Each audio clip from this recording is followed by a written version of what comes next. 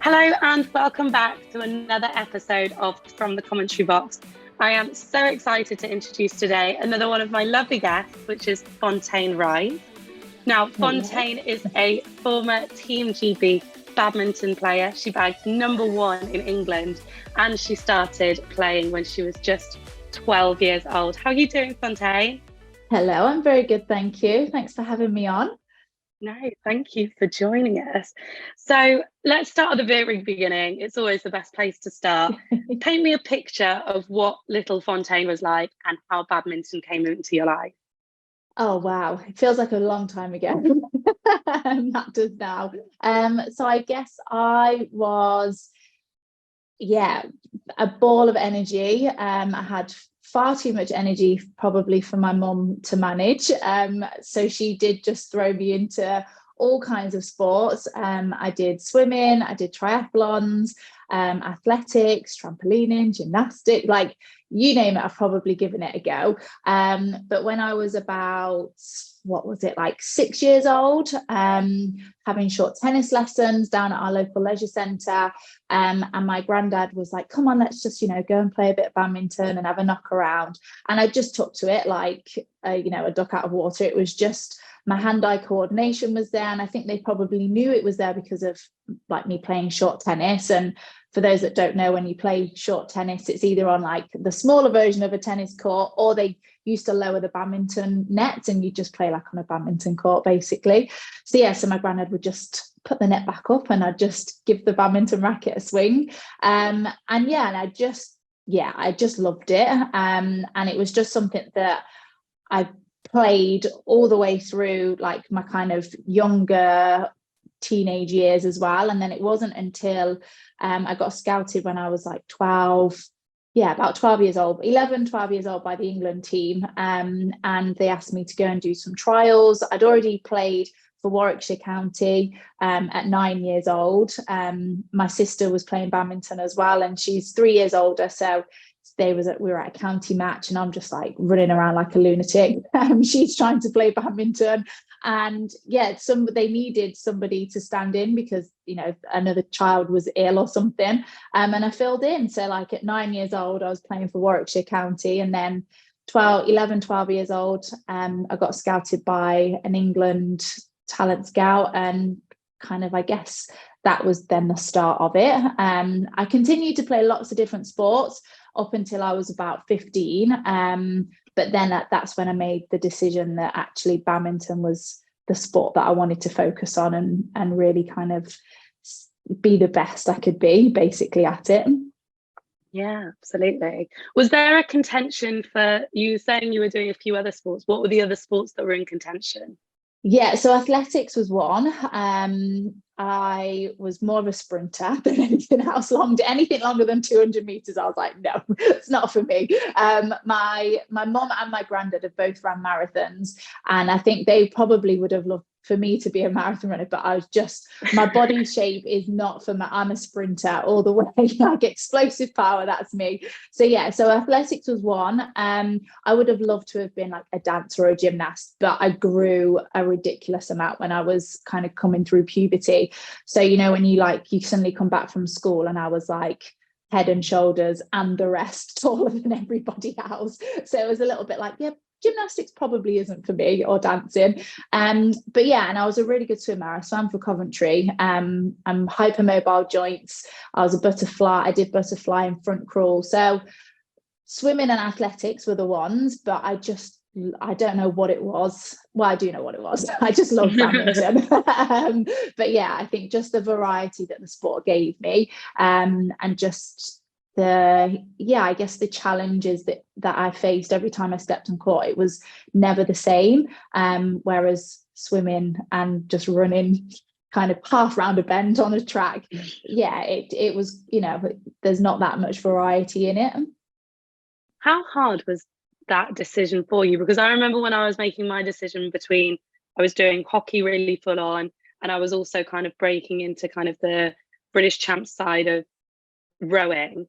And it was like, I was juggling it for a long time. And for a 14, 15-year-old to be juggling, like in your case, a lot of sports, how hard was that decision? Was it like badminton just nipped it in the bud, or was it like badminton was way ahead of the rest?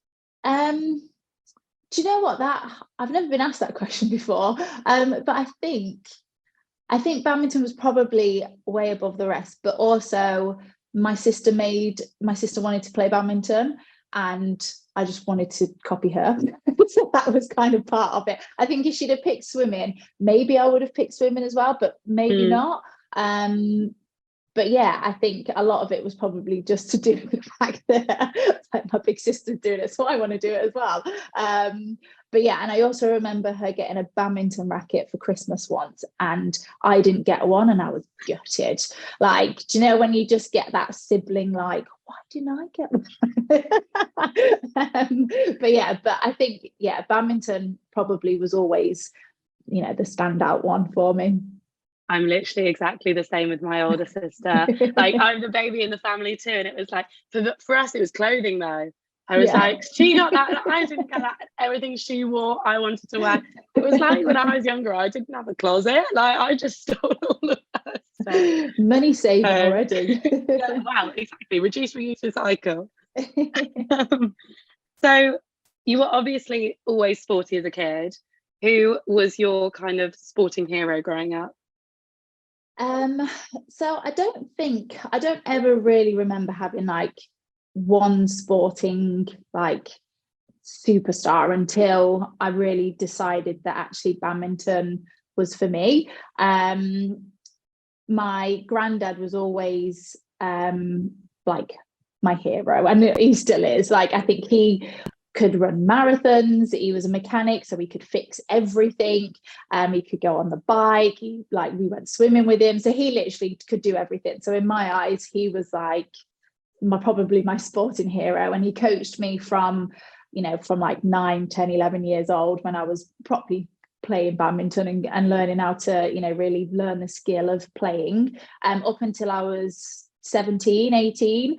So when he'd pick me up after school, we'd go and play badminton, and so yeah, he would watch all the videos. So I think he was probably my sporting hero. And then when I decided actually like badminton was for me, I had a badminton hero, but then outside of the sport, I also then Jessica Ennis was like, she'd gone through injuries, I'd gone through injuries, she used to go to the same physio with me in Leeds when I used to live in Leeds. So I looked to her as well as actually somebody like, wow, if she can be that injured as well and come back and be Jessica Ennis as we know as she is now, but even back then she was still incredible. I think I took real inspiration from her.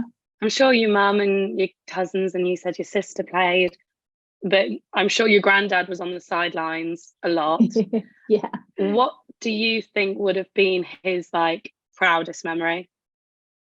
I don't know actually. That's a hard one.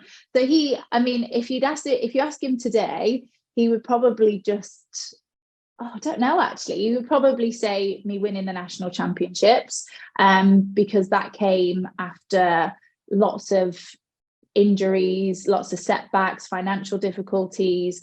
I had to basically prove a lot of people wrong in that national championships, and it was my third time being in the finals. But equally, they came to my first world championships, and my whole family came, and my first nephew came. He was like 6 weeks old or something, and my sister flew out with him. So I think playing in my first world championships was a huge one as well. So I don't know if he'd be able to pick just one, because he's been there through it all. But I would probably say nationals, just because it was the icing on top of the cake of after a tough few years. You spoke a little bit there about like injuries, and I think as well, one thing that I realised over the Commonwealth Games, and I know you did the Commonwealth Games as well, was how many athletes and professional athletes like have to have a full-time job to like support the side of them, and how so many athletes will have like a full-time 9 till 5 that some of them might not even enjoy, but because training is around the 9 till 5, they have to do that instead of shift work. Whereas it can be really, really hard for pro athletes that are in kind of underrepresented sports. So can you talk a little bit about kind of the difficulties of that side of things? Yeah, definitely. I think for me, my sporting career, I knew that I wouldn't necessarily be a rich athlete because, I didn't start off rich. I don't come from a lot of money. So I had to find sponsorship. When I injured my knee at 18 years old, I then lost my funding, a year later after leaving home and moving to a whole new city. And then it was like, right, well, how do I do this? So I went to university. I was young enough to still be able to study. I got a scholarship then. Once I finished my 3-year degree, I still wasn't funded. So I kind of left the national team at 19, and then I didn't rejoin it until I was 23. So that whole time I was at university, I was working. So I would coach. I had a part-time job. I had to find my own sponsors to be able to fund my travel, my insurance, my physio, like all of it. I had to find it all myself. And being funded, so being a UK sport funded athlete, part of Team G, Team England, you don't realize how easy you get it when you have everything there and paid for, and you don't have to worry about how much is my travel insurance, how much is like shuttles going to cost, and my travel to and from training is like I have to pay for it. I can't reimburse UK sport for that. So I've been on both ends of it, and I know the difficulties of being in an underrepresented and just basically a sport that people think you just play in the garden. Being on both sides, I know how comfortable it can feel and how hard and difficult it can feel. And when you go through injuries, like I had 3-4 injuries like off the back, and quite severe injuries as well, trying to work my way through that whilst training, whilst studying, doing a degree and a master's degree. It's hard, but I think we're, as sports people, we are a little bit crazy. I think we have to put our bodies through what we go through and to do all the sacrifices that we do, but it's because we love it, and it's because we've got that passion, and we have a goal that we want to achieve. And I think those of us that are quite focused and put the blinkers on, we do really go for it. So yeah, it's hard. Like, I'm not going to lie, getting up at like 5 o'clock in the morning to go training, like 7 o'clock, and then get home and then have to go out coaching or work or study. It is hard. And sometimes I think, how on earth did I even do that for so many years? But you do, because it's what you love, and it's, you've just got that end goal pushing you every single day to get up and just crack on. Yeah, absolutely. What would you say was your hardest day in the sport? Oh, I've had a couple, finding out that that I had to go into knee surgery and have reconstructive surgery on my knee, and waking up knowing that, in just complete agony, knowing that I'd got 2 screws and a plate put in my knee, and they weren't sure if I'd ever reached the same international level that I was at before. That was a real struggle, because I just didn't know when I was going to get through it. And then having a prolapsed disc in my back and just being in constant pain, not knowing if the pain was ever going to end, for like 3-4 months leading up to 6 months, and thinking, oh my God, am I even going to be able to play badminton again? They were some really tough days. And then probably the most recent one would have been finding out that I didn't get selected for the Commonwealth Games in Australia, and then deciding off the back of that to retire. It felt like it was completely just like tore me down, and you lose your identity then. Like, I just totally lost myself, and that was really hard. But yeah, I guess every athlete will go through that. Unfortunately, goes through that at some stage. If you're lucky to escape being injured, like, some of the losses are really hard. But actually, those 3 were probably the toughest days that I went through. Yeah, absolutely. And I can't even begin to imagine like how hard that must have been, especially with the Commonwealth Games. And I think there's such an idea around, especially with like Messi recently, that, you know, athletes climb and climb and climb and climb, and then they peak, and then they go out on top. And it's like, actually, there's thousands and thousands of athletes who like they don't get that necessarily, you know. And being a professional athlete is such a kind of lumps and bumps along the road. Can you put into words how much sacrifice it takes to be a professional athlete? Can I put it into words? I can try. It's a lot, you know. I think people see, like you said, especially when you look at famous professional athletes, that you just see the glory, and you maybe might see, you know, for footballers you might see the injuries that they might get on the pitch, or for like boxers you might see them lose their heavyweight title or whatever. But for the athletes that are just putting in the grind, that don't get the recognition, like, you know, I'm not a tennis player, for example, like Johanna Konta, she was the best that, you know, Britain had, but you would never know that I was the best that England had as a badminton player.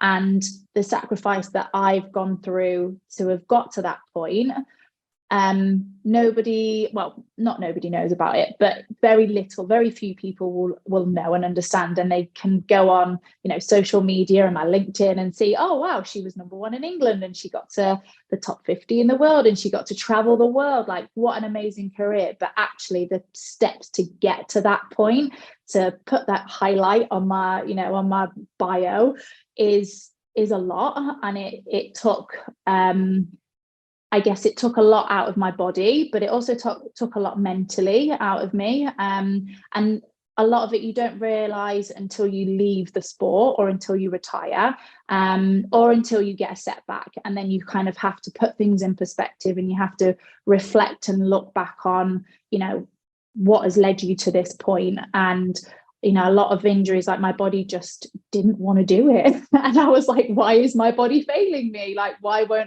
can't I achieve what I want to achieve and what I know that I can achieve? And then when that kind of all fixed itself and I was at, you know, the peak in my sport, it was like, well, I then lost funding again, and UK Sport pulled all of their funding from badminton. And then for the second time, I lost my sport. And you think, why is this happening again? And the mental toll that takes on you to kind of think, okay, well, do I keep going? Do I keep pursuing this, you know, dream and this passion that I think that I have? And it's not just me either that it took a toll on it. Like, you know, my husband gave up a lot. Well, he wasn't even my husband at the time, but you know, like, he was a professional badminton player as well at one point, and for him to then still support me whilst he's also trying to figure his life out was a lot. You've got, you know, parents and siblings, and I missed birthdays and weddings, and you know, you miss so much, but it is worth it. And it was worth it. My body probably wouldn't say it is, but it is worth it. It's just the sacrifices that you do have to make to get there. Not everybody can make them, and that's why not everybody that goes into sport will come out with the medals saying that they've been professional for, you know, a decade or more. So I do also take pride in the fact that I'm a bit stubborn and I just stuck with it. If you got the chance to do it all again, would you?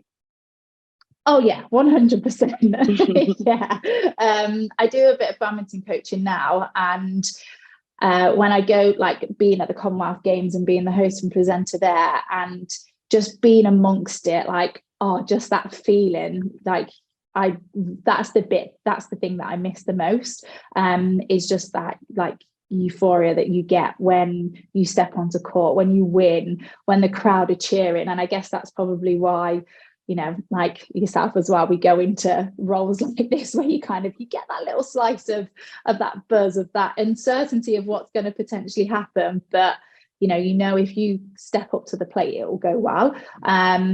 So I would 100% do it all again. There might be a few things that I'd slightly change, but I would do it again. What would you do different? I would listen to my body more. I think some of the injuries that I encountered and some of the setbacks that I went through was just simply because I just kept pushing through, and I thought, no, if I keep going, I'll get stronger, when actually it just broke me. And maybe with some of it, like my last knee injury that I got, I should have just rested. But Commonwealth Games was on the line, the World Championships was coming up, and I wanted to be the best that I could be. So I just pushed through, and I shouldn't have. You've had to deal a lot with injury complications.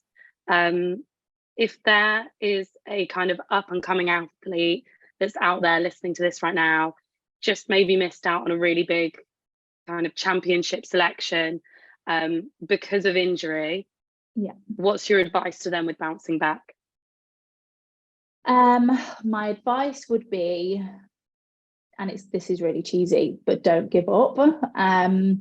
If I'd have given up with my knee injury, with tearing my ACL and having to get reconstructive surgery, I wouldn't have achieved what I achieved. If I'd have given up after I fractured my foot, I wouldn't have achieved what I'd achieved. If I'd have given up after I prolapsed my disc, I wouldn't have achieved this. And I think there is always something that you can do. I did so much video analysis when I wasn't able to physically go on court. I would go to training and as much as it would hurt me, I would just watch them train, and I would just immerse myself in the sport. So there's always something that you can do, even if you're injured. And I think if you've got the mental capacity and you've got the financial capacity, because that's a big one, if those things are in place for you to be able to continue and not give up, then don't give up, just keep going.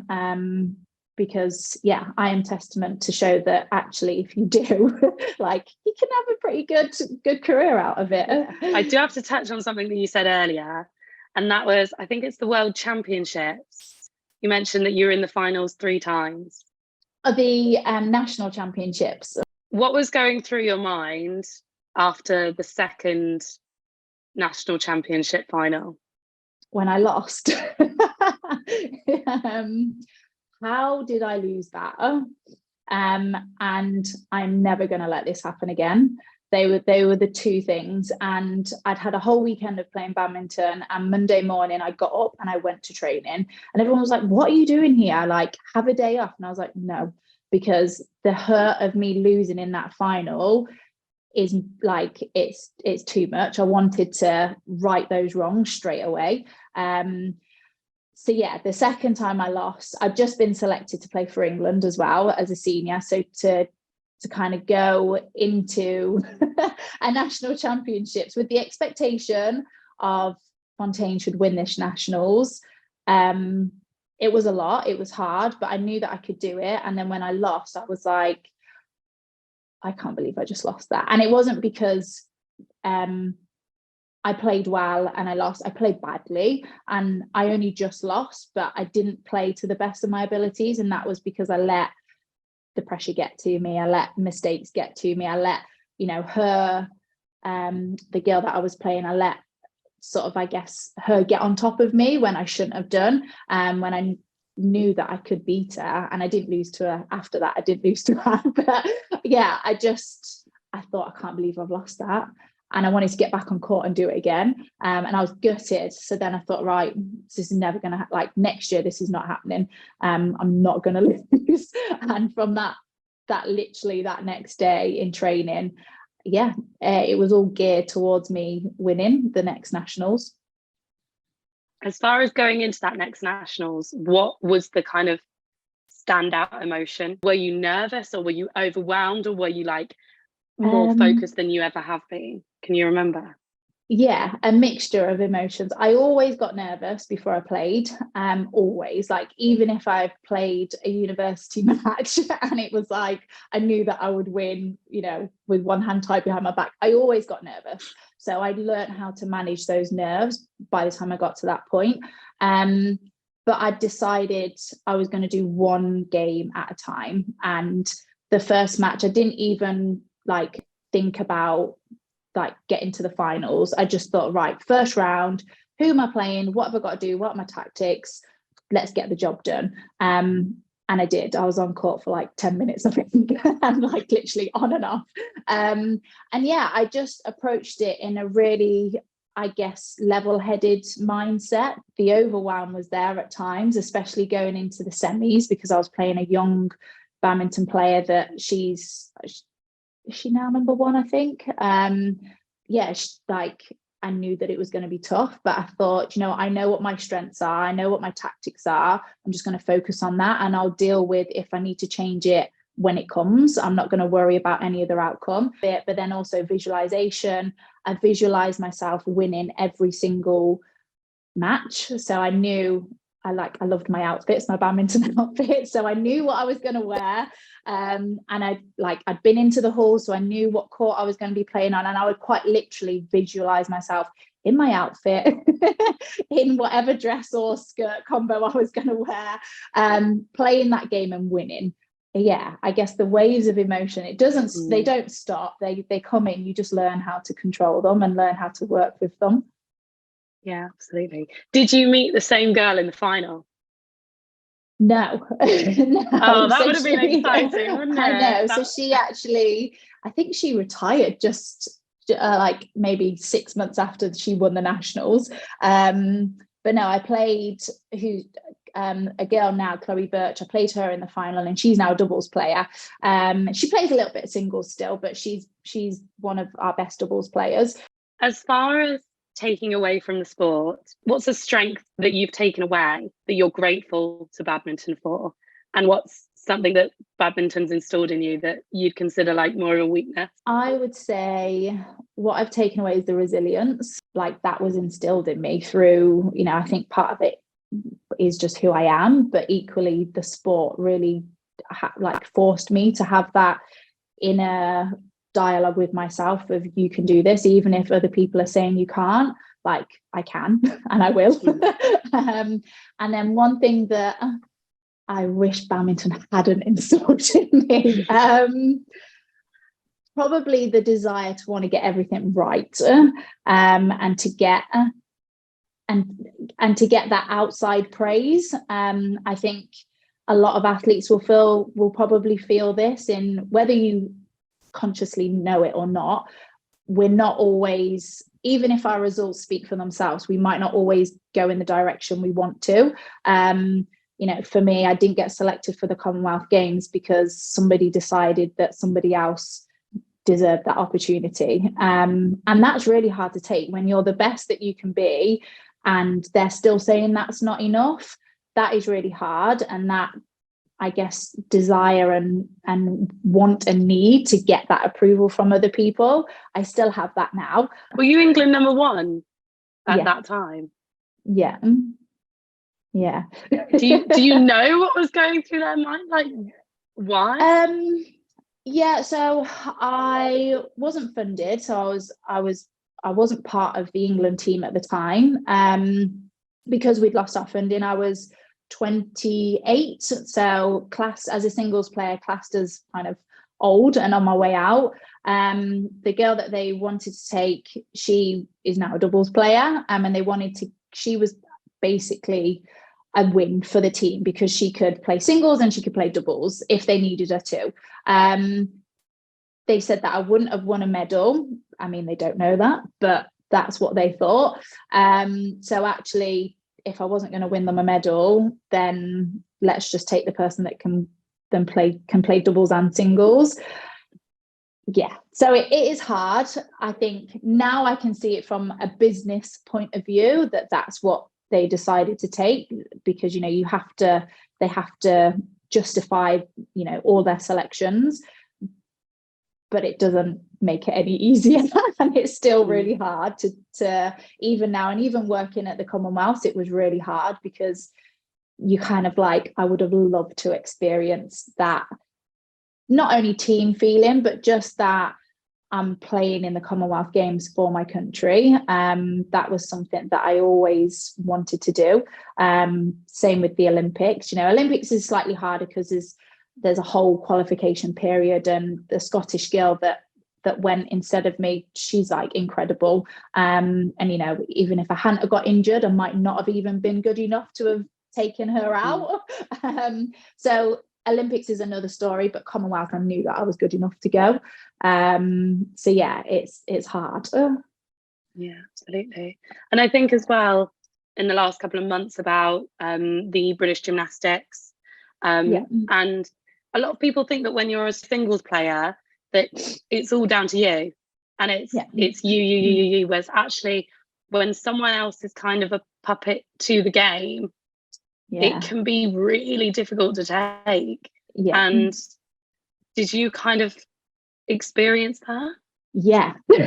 Unfortunately, throughout my whole career, like I could probably reel off multiple times that I've just missed out on being selected for like junior Commonwealth Games, for example, because they thought actually this other player that I'd never lost to they wanted to give her the experience because she was younger, and multiple times that you just don't get that selection because your face doesn't fit, or because on paper somewhere someone's written down, oh, but we want this criteria, and she's not met that one thing, and that one thing means that you don't get to go. And even in for you probably would have experienced it with massive team sports. My cousin is married to a rugby player, and he misses out on getting a team selection or even being put on the bench, and it's hard, and this is in a big massive team, and when you're part of a team, it's unfortunately not always down to you. It was one reason why I loved playing singles, because it was down to me. But when you're a professional athlete, there are other people that make these decisions as well. And I know if I go on court and I lose, it's because of either what I've done or because my opponent is just better than me. So yeah, it is. I've countless times experienced it, and I think that's why I know that mindset for upcoming athletes is so important. You've got to trust in yourself, because if you don't, the first time you get that disappointment, that setback, that knockback, or that negative feedback from a coach, it'll just make you crumble. So you've got to be strong enough to deal with it. What's an example of one of the criteria that you didn't meet? One of them would be future potential. And that would always be the one that they'd be like, oh, we're just not sure about Fontaine's potential. And I'm like, okay, I've just ticked all of your performance boxes. But if you don't think the potential's there, but they think the potential is there more in somebody else, that was usually the case. It wasn't always that I didn't have the potential. It was more they think somebody else has more potential. But that just fueled the fire in me. That's so frustrating though, because how is potential measurable? I know. It's so subjective, isn't it?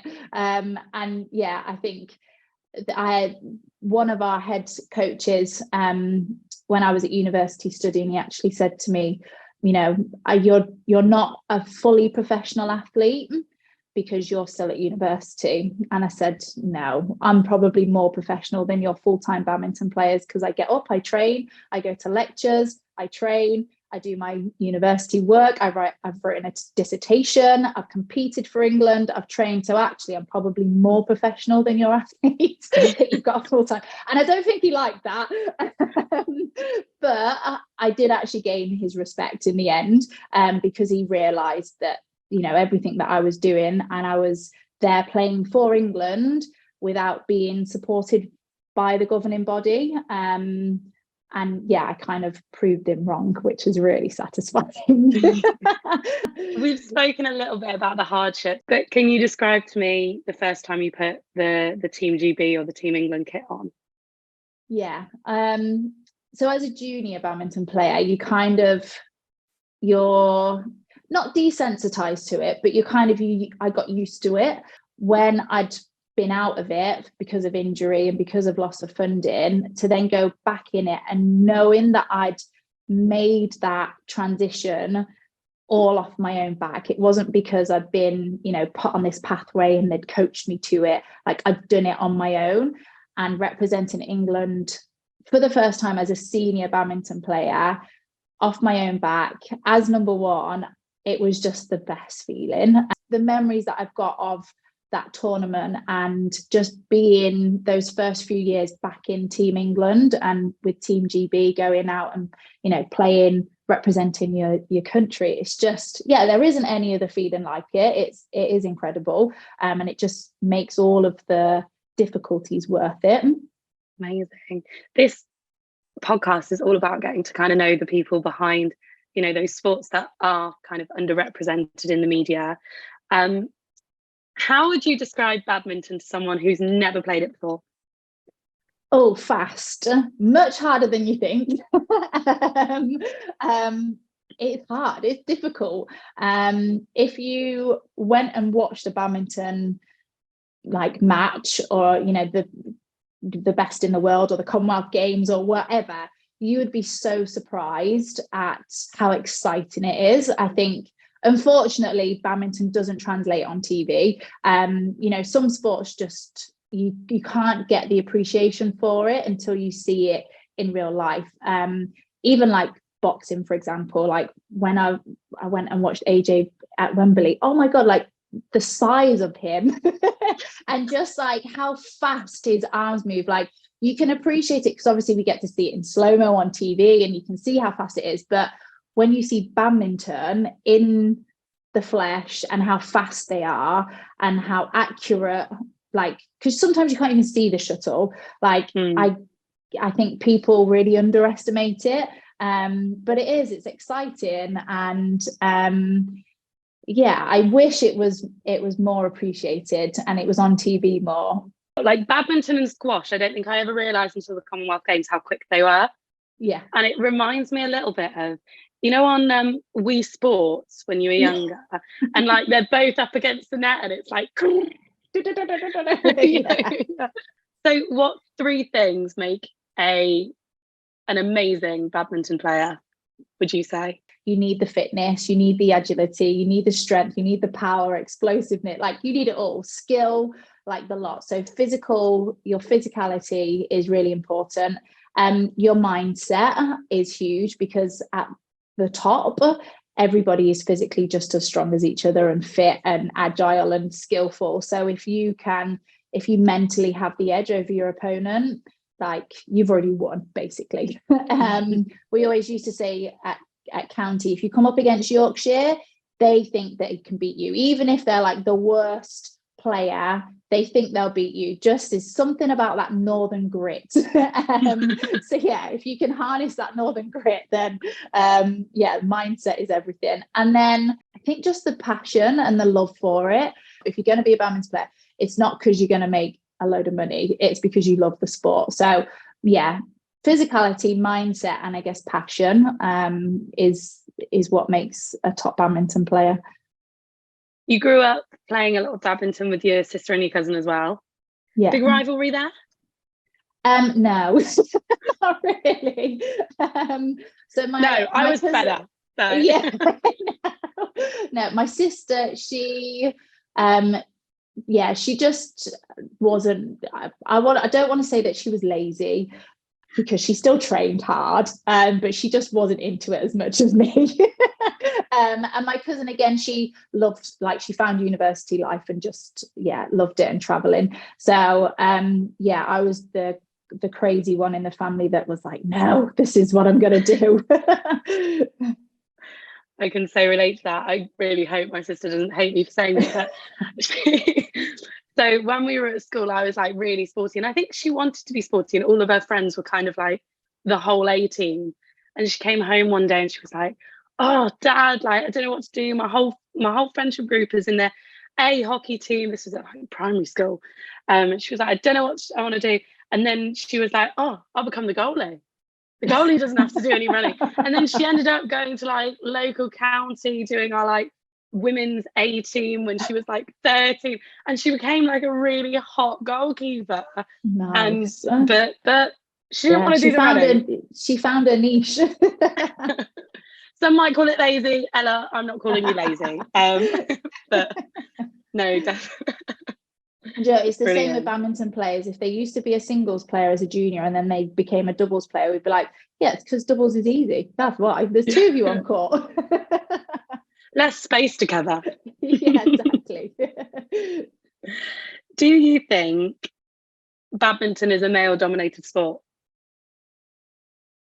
Yes, yes. But at the same time, when you get to no, in fact, it is. I was going to say when you get to the best, like the top level, there are just as many good badminton players, but there isn't. If you ask somebody who's the best badminton player in the world or who's the greatest of all time, they will list men before they get to a woman. Like they will list a whole handful of men before they get to a female badminton player with, like, I'm sure of it. Why do you think that is?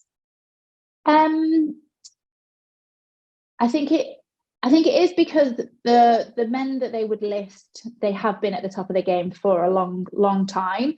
I think for women it is very different. We either want to have children, or we find other avenues to go down, or we get injured. I think that plays a huge part. I don't know off the top of my head, I'd have to do some research, but I don't know any badminton player that has gone off, had a baby, and then come back and been at the same level. No one's done a Serena Williams, basically. Does Fontaine want to be the Serena of badminton and make a comeback? Do you know what? I actually had a few of my students say, you could have won the nationals this year, or why don't you start training again and make a comeback? And I'm like, I'm 33 years old. Like, these people that are playing now are like 22 at the most. Fontaine, I say do it. I say go for it. I don't think my body could take it. I really don't. Childbirth messed my back up already. I don't think. You already had a slip disc. Yeah, exactly. Slip disc, pelvic girdle pain. I just don't think my body wants to do it. I mean, I did say I trained with the university students on Tuesday, and I was undefeated. Half court, mind, but I was undefeated. So I'm like, still got it a little bit. But no, I don't think. Oh God, I would love to. Maybe if I was tempted with like a big payout at the end, I'd definitely give it a go. But the amount of money that I'd have to invest in it, I don't think I'd get a sponsorship. As far as we touched a little bit on the Commonwealth Games and that being why you quit, what's your answer to people when they ask you why you quit? Multiple reasons, and that's what I usually lead with, because then they're a bit like, oh, okay, this could be a long answer. But yeah, no, I say multiple reasons, and it is because of multiple reasons. One, I got an injury that I was unfunded, so I didn't have the support that I needed to get it sorted, which then it impacted my performance, which then ultimately meant that I didn't get selected for the Commonwealths. And then I'm thinking, okay, well, have I got another 3 to 4 years to give up of my life still, potentially being unfunded, to go forward? And I just, and as well, I wasn't enjoying it as much as I was before, just because of all the pressures and the financial difficulties. It was becoming a very expensive hobby, basically. That's the short answer. If you now could walk into, I don't know where you were, the changing room where you were when you found out that you weren't selected, if you had a minute to sit down with that Fontaine right now, what would you say to her? Don't worry, because your life will change for the best anyway. You'll still get so many more amazing experiences, and you will get a daughter out of it at the end of it. If I hadn't have retired when I did, would I now have my nearly 2-year-old? I don't know, probably not, because I'd probably still be chasing that dream. So I would say just trust the process. It will be okay. It'll be hard, but it'll be okay. I love that. A few more light-hearted questions now. Yeah. If you could transfer into a winter sport, what would it be? Oh my God, do you know what? I taught a fitness class online the other day, and I was wearing this long sleeve white top, and I was like, I look like I'm going to the Winter Olympics. Like, could I be a skier? But no, absolutely not. My knees would not like me to be a skier. I would love, in my mind, I'm like ice skating, like figure skating, just like dance. And yeah, I just love that outfits. Like, that Bit of personality as well. Yeah, bit of showmanship. Now, one thing that I'd like to ask kind of all of my guests, just to kind of keep the show running. Now you know kind of what the podcast is all about. Who would you like to see on the podcast, and who do you think has a good story to tell in the sports world? Oh, that is a good one. Do you know, I would love to hear more from like the divers or the gymnasts. I mean, yeah, I think the long distance swimmers, they don't get enough rep. I mean, the amount of lengths that they have to do in that pool, oh my gosh, we go through so much, and we've all got such, like, even when I speak to other athletes, I'm like, oh my God, that's amazing. I just think, yeah, anybody that isn't in that limelight, I think is a great people to speak to. Amazing. Fontaine, thank you so much for speaking to me on From the Commentary Box. Thank you. Absolutely loved having you. And anyone who wants to carry on watching, find other episodes, or have a look at any behind the scenes, head over to our socials at From the Commentary Box. Until next time, bye.